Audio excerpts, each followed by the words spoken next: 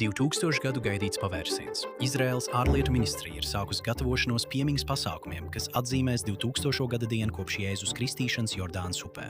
Pasākums ir plānots 2030. gadā, un Izraēlas varas iestādes to raksturo kā notikumu ar dziļu garīgu nozīmi. Vairāk nekā 2 miljardiem kristiešu visā pasaulē. Izraēlas ārlietu ministrs ir uzticējis vēstniekam Džordžam Dīkam, Izraēlas īpašajam sūtnim saziņai ar kristīgo pasauli, vadīt darba grupu, kas atbildīga par šo pasākumu.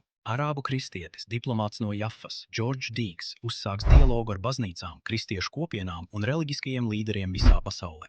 Viņš arī koordinēs darbu ar citām ministrijām un valsts iestādēm, lai sagatavotos miljoniem kristiešu svētceļnieku gaidāmajai ierašanās Izraēlā. Gideons Sārs apstiprina, ka mūsu attiecību stiprināšana ar kristīgo pasauli un piekļuves saglabāšana svētajai zemē miljoniem ticīgo ir viens no Izraēlas galvenajām prioritātēm. Izraēlas galvenais diplomāts sola, ka valsts turpinās garantēt reliģiskās brīvības un piekļuvi svētajām vietām visu reliģiju ticīgajiem.